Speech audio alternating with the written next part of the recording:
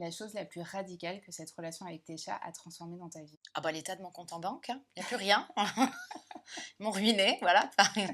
Mais voilà, la vie n'a pas de prix et moi j'avais la chance de pouvoir le faire et je n'ai aucun regret. Une part de toi que tu aurais jamais développée sans tes chats? J'aurais peut-être pas développé ma maternité sans mes chats.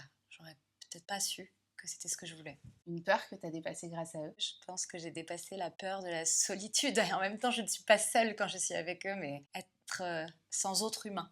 Mmh. Comment ton entourage perçoit ta relation avec tes chats? Mon entourage rigole bien. J'ai eu des gens qui me disaient: «Mais ce ne sont pas tes enfants, tu n'es pas leur maman». Je disais: «Mais si!» Je dis même à mon fils que c'est son frère et sa sœur et il le dit aussi.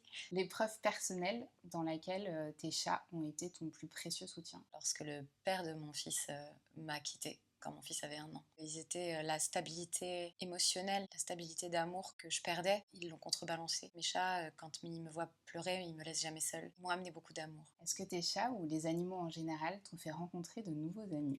La maladie de Poupsy m'a fait rencontrer une communauté d'entraide. Ils m'ont aidé à croire un peu plus en l'être humain. Je me suis dit qu'il y avait des gens qui étaient vraiment chouettes. Et est-ce qu'ils t'en ont fait perdre? Quand j'ai vu la réaction de certaines personnes qui, en quittant ma vie, ne se souciaient pas du fait qu'ils quittaient aussi mes chats, certaines personnes m'ont déçue. C'est fou, hein, comme un ex peut avoir vécu pendant des mois ou des années avec un animal et ne jamais plus demander aucune nouvelle de Je l'animal. comprends pas. Moi non plus.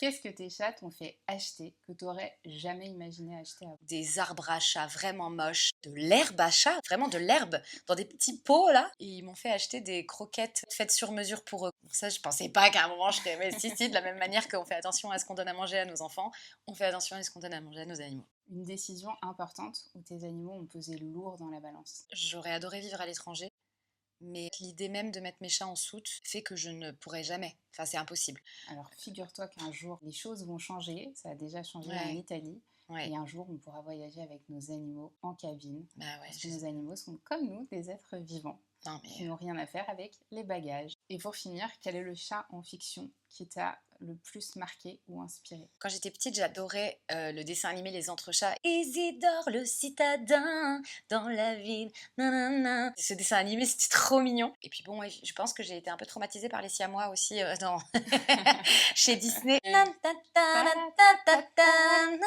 horrible. La belle et le clochard. Mais en même temps, leur intelligence était un peu passionnante. Sache que ça a fait très mauvaise pub aux Siamois, mais pour avoir vécu avec beaucoup de Siamois quand j'étais enfant et adolescente, les Siamois ne sont pas comme ça. Merci Naïs de t'être confiée pour ce dos à dos de l'animal au cœur. J'étais ravie de te recevoir aujourd'hui. Pareil, merci beaucoup Laura.